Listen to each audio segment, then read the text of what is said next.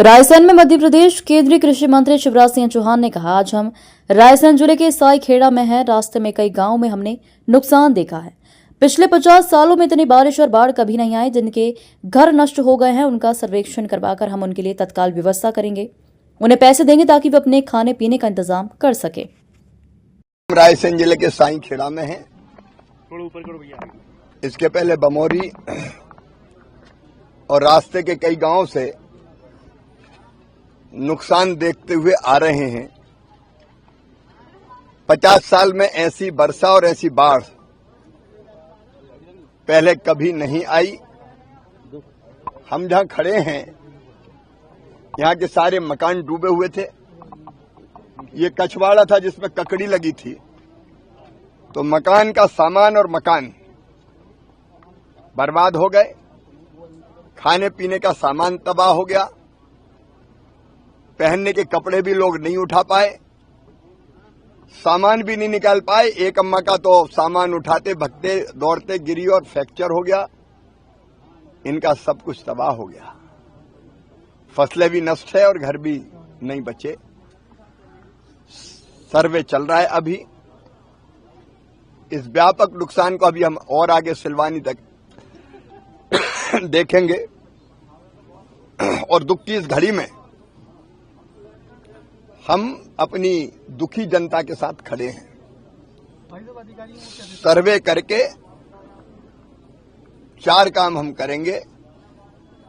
Number 1, सर्वे करके तात्कालिक व्यवस्था उनकी जिनके मकान पूरी तरह से नष्ट हो गए, क्योंकि मकान एक दिन में, एक महीने में नहीं बनता और पूरी बरसात अभी सिर पर है।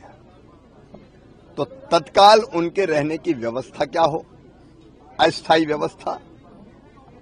उनके खाने पीने के सामान का इंतजाम हो जाए, कपड़े लत्तों का इंतजाम हो जाए राशि के रूप में ही, ताकि उनकी जिंदगी चल सके। और बाद में जिनके मकान का पूरी तरह से नुकसान हुआ है उनको मकान बनाने के लिए भी राशि दी जाएगी। तो क्षति का आकलन ईमानदारी से हो और जो सर्वे होगा वो बाकायदा पंचायत भवन पे चिपकाया जाएगा कि इन इनके नाम है, ताकि सर्वे में पारदर्शिता रहे।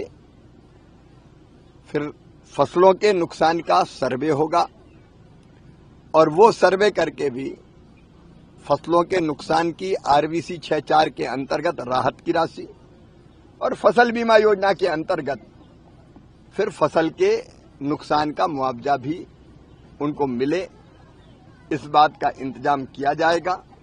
भारत सरकार ऐसी परिस्थितियों से निपटने के लिए राज्य सरकारों को एसडीआरएफ के तहत राशि पहले से आवंटित करती है। 75% भारत सरकार का और 25% राज्य सरकार का पैसा उसमें होता है।